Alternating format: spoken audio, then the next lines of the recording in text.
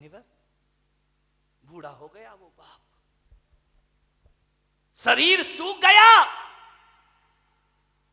बुढ़ापा क्या है? जंग लगा लोहा।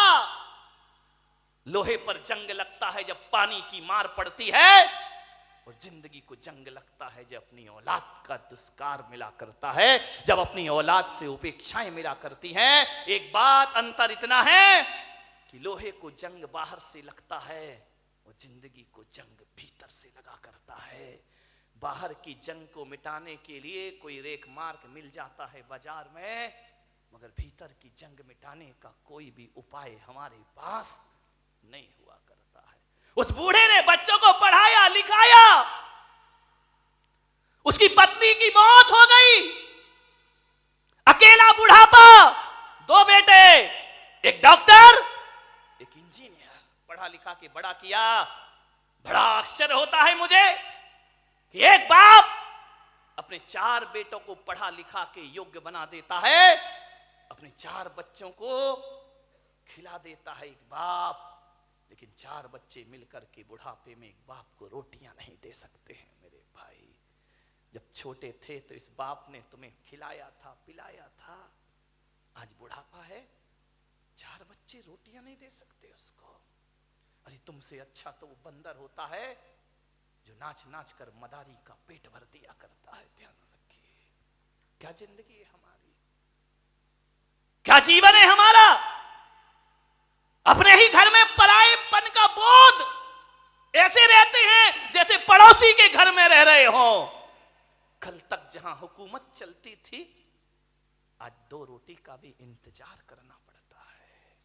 मान्यवर, मां बाप अपने बच्चों की जुबान नहीं दे सकते किसी को।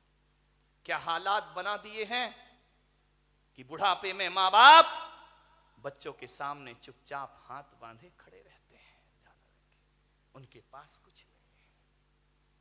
उस बूढ़े बाप को बहुएं पसंद नहीं करती थी, फूटी आंख नहीं सुहाता बूढ़ा उनको, बड़ी परेशान हो गई बहुएं। बूढ़े बाप ने देखा, यार इन बच्चों को मैंने पाला पोसा बड़ा किया, आप विचार तो करो एक बार। माँ बाप की तपस्याएं, मैं संत हूं, मैं दिगंबर संत हूं, लेकिन आज मैं आपके सामने कह रहा हूं कि 23 साल हो गए मुझे सन्यास में रहते रहते, लेकिन मैं विश्वास के साथ कहता हूं कि 23 साल में जितनी तपस्या मैंने नहीं की होगी, उससे ज्यादा तपस्या मेरी मां ने मुझे पालने में की होगी। क्या पाते हो तुम अपनी जिंदगी में? मां बाप के एहसान। बड़ा आश्चर्य होता है कि जिस मां ने 9 महीने तुम्हें कोख में रखा, बुढ़ापे में उसको कमरे में नहीं रख सकते हो तुम। ध्यान रखिए, जिस मां ने आंचल का दूध पिलाया, उस मां को मटके का पानी नहीं पिला सकते हो। जिस मां ने, विचार करिए, आज जो तुम बोल रहे हो, अरे बेकार है वो औलाद जो अपने बाप को चुप कहती हो। ध्यान रखिए, कैसी औलाद है। माँ बाप कुछ बोलते हैं तो बच्चा कहता है आप चुप रहिए। अरे जीभ गल के गिर जाना चाहिए आपकी। माँ बाप को कहते हो चुप रहिए। जिसने बोलना सिखाया, जब तुम पैदा हुए थे तुम्हें तो बोलना भी नहीं आता था। बताइए सबसे पहले बोलना किसने सिखाया था? इस माँ बाप ने। और इसी दिन के लिए सिखाया था कि जब तू बोलना सीख जाए तो हमें कहना कि तुम चुप रहो। ध्यान रखिए मान्यवर, मां बाप के एहसानों से मुक्त नहीं हो सकते कभी। जब तुम्हें चलते नहीं बनता था ना, किसने चलना सिखाया था? बताइए, उंगली पकड़ के किसने चलना सिखाया था? इस मां ने सिखाया था, इस पिता ने सिखाया था। ये तुम्हारे लिए घोड़ा बना था, तुम उसकी पीठ पर सवार हुए थे। कितना खुश होता था वो बाप जब तुम पहली बार चलना सीखे थे। चलते थे, गिर जाते थे, चलते थे, जैसे ही गिरने लगते थे पापा आकर पकड़ लिया करते थे। एक बात तो बता दो, युवाओं से मेरा निवेदन है, जब तुमसे चलते नहीं बनता था तो माँ बाप ने उंगली पकड़ी थी, और आज उनसे चलते नहीं बनता तो तुम उनका हाथ नहीं पकड़ सकते हो। तुम्हें उनका हाथ पकड़ने में शर्म आती है, तुम्हें गाड़ी में बिठा के मंदिर ले जाने में शर्म आती है, तुम्हें शर्म आती है अपने माँ बाप को सहारा देने में। वाह रे इंसान, विचार करिए। याद है तुम्हें जब बचपन में स्कूल जाते थे तो ये माँ क्या करती थी, तुम्हारे टिफिन में 2 रोटी रखती थी। बेटा पढ़ाई भी करना, भूख लगे तो ये रोटियां खा लेना। स्कूल में रहने के बाद भी माँ तुम्हारा ख्याल रखती थी। और जब स्कूल जाते थे तो माँ पिता 1 रुपया 2 रुपया तुम्हारी जेब में डाल दिया करता था। विचार करो आप कि जिस माँ ने टिफिन में 2 रोटियां रखी हैं, बुढ़ापे में आज उस माँ की थाली में 2 रोटी नहीं है। और जिस बाप ने जेब में पैसे डाले थे, आज वो बाप बिना पैसे के घर में जिंदगी जी रहा है, एक एक पैसे को तरसता है, उसे शर्म आती है अपनी औलाद से पैसा मांगने में। एक बात तो बता दो, युवाओं से मेरा निवेदन है कि बचपन में तुमने पिता की जेब से पैसे निकाले थे तो पिता तो गुस्सा नहीं हुए थे ना। पिता तो सोचते थे बच्चा है, निकाल लिया, खर्च करेगा, कोई बात नहीं है। बचपन में पिता के जेब से पैसे निकालते तब पिता को गुस्सा नहीं आया। और आज बुढ़ापे में बाप यदि तुम्हारी जेब से पैसा निकाले तो तुम्हें गुस्सा क्यों आता है? मैं आपसे पूछना चाहता हूं, युवाओं से मेरा प्रश्न है, आज आपको गुस्सा क्यों आता है? आज पिता को इजाजत क्यों लेना पड़ती है? एक बात आपसे निवेदन करने जा रहा हूं, मान्यवर, जब तुम छोटे थे ना, ये वही बाप है, तुम्हारे घर में एक चिड़िया आती थी। तुम बचपन में छोटे में पूछते थे पापा ये क्या है? पापा कहते थे बेटा चिड़िया है। फिर थोड़ी देर बाद चिड़िया आती थी, पापा ये क्या है? बेटा ये चिड़िया है। फिर चिड़िया आई, पापा ये क्या है? तुमने 10 बार पूछा, बाप ने 10 बार बताया बेटा ये चिड़िया है। पापा को गुस्सा नहीं आया ना?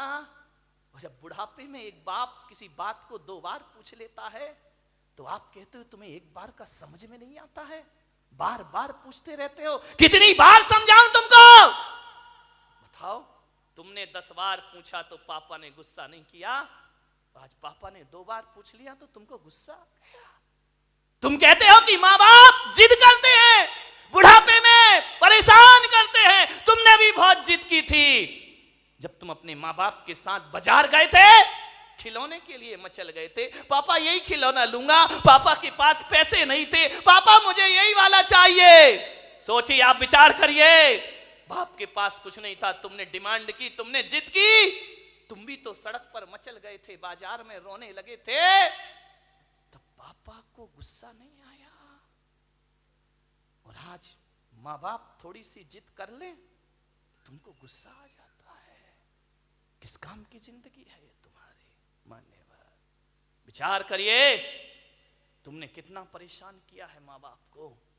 उस परेशानी का यदि 1% भी चुका सको तो माँ बाप खुशी से अपनी जिंदगी जी लेंगे। मेरे भाई, मैं आपसे निवेदन करता हूं, माँ बाप का सम्मान ना कर सको कोई बात नहीं है, ज्यादा उनका मान प्रतिष्ठा ना दे सको कोई बात नहीं, लेकिन मेरा आपसे आज एक निवेदन है, इज्जत ना दे सको कोई बात नहीं, मगर ऐसा तो करो कि माँ बाप इज्जत से उस घर में रह सके। ध्यान रखें, इतना तो कर सकते हो ना कि सम्मान की जिंदगी जी सके। वो क्या करते हम माँ बाप के लिए? स्वामी विवेकानंद बहुत बड़े संत हुए, अमेरिका गए, उन्होंने अपना भाषण दिया, प्रवचन दिया, मां पर बहुत अच्छा बोलते थे। वो कहते थे मां से अच्छा कुछ नहीं होता, मां से बड़ा कोई धर्म नहीं होता है, पिता से बड़ा कोई धर्म नहीं होता, कोई कर्तव्य नहीं होता हमारा। विवेकानंद से किसी जिज्ञासु ने पूछ लिया, आप मां की इतनी महिमा गाते हैं, मां में ऐसा क्या है? धरती पर आए हैं तो मां तो मिलेगी मिलेगी, इसमें कौन सा एहसान? और हर माँ बाप पाल पोस के बड़ा करते हैं, कोई बड़ा काम नहीं कर दिया उन्होंने। धरती पर आओगे तो माँ बाप तो मिलेंगे ही मिलेंगे। विवेकानंद ने कहा, ये प्रश्न कोई भारत का आदमी पूछ रहा है कि मां में ऐसा क्या है? स्वामी विवेकानंद ने उसे बुलाया कि इधर आओ। वो एक साफा बांधते थे, उन्होंने अपनी पगड़ी खोली, बोले इसे पकड़ो।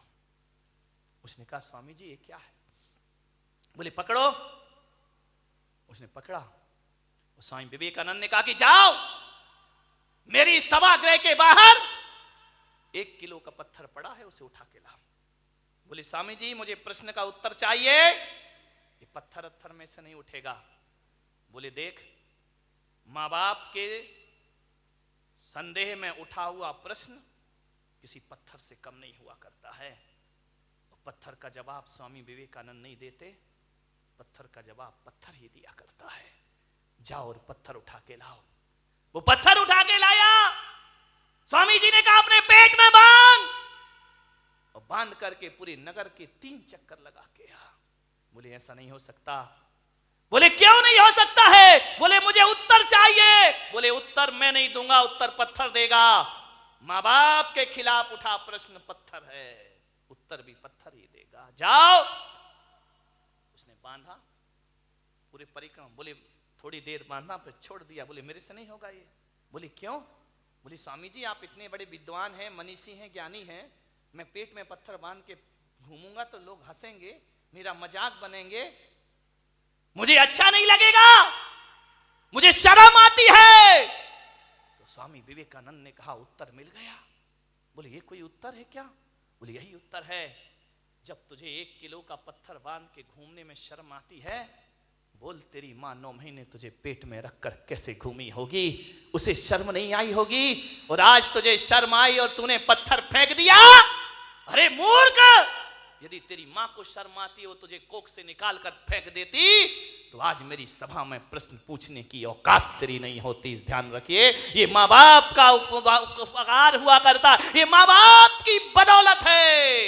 एक बात याद रखना मेरे भाई, आज तुम्हारे पास जितनी भी दौलत है वो माँ बाप की बदौलत है। ध्यान रखिए, माँ बाप नहीं होंगे तो कहां से डॉक्टर बन जाओगे, कहां से इंजीनियर बन जाओगे? अरे माँ बाप का एहसान मानो, एहसान मानो इस माँ का। गर्भपात की दुनिया में भी तुम्हें जन्म देने की ताकत रखी है उसने। यदि जन्म से पहले मार देती तो आज यहां बैठ के प्रवचन नहीं सुन रहे होते तुम लोग। आज जो इज्जत तुमने कमाई है ना, ये मत सोचना कि पढ़ लिख के इज्जत कमाई है, ये मत सोचना कि दौलत कमा के इज्जत कमाई है। आज किसी संत की सभा में इज्जत से बैठे हो तो अपनी बदौलत नहीं, अपने माँ बाप की बदौलत बैठे हुए हो। ध्यान रखिए, मेरा आपसे निवेदन है, यदि ये माँ तुम्हें जन्म देके किसी कचड़े घर में फेंक देती ना, जैसे आज बुढ़ापे में तुम उसे फेंक रहे हो, यदि बचपन में इस माँ ने फेंक दिया होता ना तो ना तुम्हारी जात का पता चलता, ना तुम्हारे बाप का पता चलता, और इस धरती पर नाजायज औलाद बनकर जीते रहते। कोई तुमसे शादी करने को तैयार नहीं होता मेरे भाई। माँ बाप ने जिंदगी भर अपना चरित्र बचाया है, इस माँ ने अपने सतीत्व को बचाया है, उस पिता ने अपने चाल चलन को सुधारा है, तब जाकर तुम इस समाज में इज्जत की जिंदगी जी रहे हो मेरे भाई। ध्यान रखिए, ये इज्जत भी माँ बाप से मिली है, ये नाम भी माँ बाप से मिला है। और तुम्हें डॉक्टर बनाने से पहले तुम्हें डॉक्टर बनाने का सपना माँ बाप ने देखा था, तुमने बाद में, तुम्हें तो अकल भी नहीं थी, तुम्हें तो समझ भी नहीं थी कि इंजीनियर क्या होता है, डॉक्टर क्या होता है। माँ बाप तुम्हें बनाते हैं। आज तुम जहां भी हो, संतों की बदौलत, भगवान की बदौलत हो या ना हो, माँ बाप की बदौलत आज तुम जहां पर भी हो। ध्यान रखिए, माँ बाप का हाथ है इसमें। बूढ़ा दुखी हो गया, बहुएं पसंद नहीं करती, घर जाता बूढ़ा तो ऐसा लगता जैसे किसी जेल में प्रवेश कर रहा हो। पत्नी भी नहीं, फोटो लगी है पत्नी की, लेटा हुआ है पलंग पर, कभी पत्नी को देखता है, कभी अपने आप को देखता है। रात कटती है करवट में, पता नहीं चलता कितनी लंबी रात है। यूं तो अमावस 15 दिन में एक बार आती है, लेकिन उस बूढ़े की जिंदगी में तो अमावस ही अमावस थी, पूर्णिमा तो कभी आ ही नहीं पाई। सुबह ताने भरे शब्दों से नाश्ता मिलता, उलाहना दे करके 2 रोटी मिलती। करते क्या हो तुम यहां बैठे बैठे? कुछ नहीं बोला बूढ़ा। ठीक है, जाए भी तो जाए कहां? बड़ा दुखी था। मर भी नहीं सकता, मौत भी नहीं आती, जी भी नहीं सकता, जीने जैसा कुछ बचा भी नहीं है। बहुत दुखी वह बूढ़ा। थोड़ा बहुत टहलाता, यार दोस्तों में बैठता, शरीर में ताकत नहीं, कुछ कमाए, कुछ मेहनत करे, फिर घर लौट आता। और घर लौटता तो ऐसा लगता कि किस दरिंदगी की जिंदगी में मैं वापस लौट आया हूं। कोई ढंग से बात नहीं करता, बेटे के पास टाइम नहीं, वो क्लिनिक से आता, वो साइड से आता नहाता धोता, टीवी के सामने बैठ जा। बूढ़े बाप से कोई कुछ नहीं पूछता। मैं युवाओं से निवेदन करूंगा, बूढ़े माँ बाप को बुढ़ापे में कुछ नहीं चाहिए, कुछ नहीं चाहिए। कोई बूढ़े माँ बाप नहीं कहेंगे अच्छा कमरा दो, अच्छा बंगला दो, गाड़ी दो, मोटर दो, अच्छा खाना दो। कोई माँ बाप नहीं। आपसे निवेदन है, जब कोई बेटा विदेश जाता है ना घूमने के लिए, पढ़ने के लिए, यदि वो पत्नी से पूछता है क्या लेकर आऊं, पत्नी कहती मेरे लिए हार लेकर आना। बच्चे से पूछता बेटा तेरे लिए क्या लेके आऊं, वो कहता है मोबाइल लेके आना। बहन से पूछता है तेरे लिए क्या लेकर आऊं, वो कहती है अच्छे से सूट लेकर के आना। लेकिन जब माँ से पूछता है माँ मैं विदेश जा रहा हूं, बता तेरे लिए क्या लेकर आऊं, तो माँ कहती है मेरे पास सब कुछ है मेरे बच्चे, कुछ लाए या ना लाए, मेरा लाल तू वापिस आ जाए, इससे बड़ा उपहार मेरे लिए दुनिया में कोई दूसरा नहीं।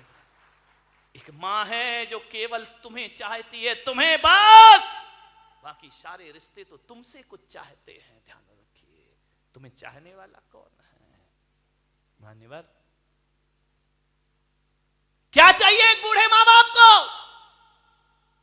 पत्नी डिमांड कर सकती है साड़ी की, आभूषण की, माँ बाप तो नहीं करते। कोई उन्हें अच्छा पहनना नहीं चाहिए, उन्हें अच्छा कपड़ा नहीं चाहिए, उन्हें तो सब जीवन जी लिया है।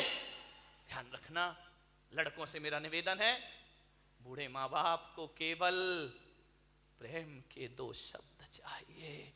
रूखी रोटी दे देना, ऑफिस से दुकान से जब भी लौटो 2 मिनट अपने माँ बाप के पास जरूर बैठना, उनका हाल चाल पूछ लेना, समस्या का समाधान कर पाओ या ना कर पाओ 2 शब्द प्यार के बोलना कि पापा जी कोई तकलीफ तो नहीं है ना, कोई कष्ट तो नहीं है ना, आपकी तबीयत ठीक है ना, बस इतना बोल दो।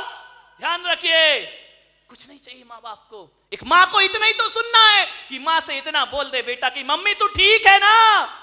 मैं आज आपसे पूछता हूं, एक सच्चा बेटा होगा तो आज जाके घर में माँ बाप से पूछेगा कि माँ बाप, माता पिता जब तुमने मुझे जन्म दिया था क्या सोच के जन्म दिया था? एक बात पूछना प्रश्न अपनी माँ बाप से, क्या सोच के तुमने जन्म दिया था मुझे? आप बताओ पिताजी, जैसा आपने सोचा था मैं उसके अनुसार हूं या नहीं हूं? पूछ लो एक बार अपने माँ बाप से। किन अरमानों से जन्म दे के पाल पोस के बड़ा किया था, मैं आपकी इच्छाओं के अनुरूप जीवन जी रहा हूं या नहीं जी रहा हूं? और माँ बाप यदि कुछ ना बोले तो समझना कि तुम अभी वैसा जीवन नहीं जी रहे हो। और मैं पुलक सागर आपको कहता हूं कि माँ बाप यदि चुप हो जाएं तो कसम खा लेना कि आज से मैं माँ बाप के अनुसार जिंदगी जीने का प्रयास करूंगा। ध्यान रखिए, और जो बेटा ऐसा कर लेगा वो किसी संत से कम नहीं हुआ करता है।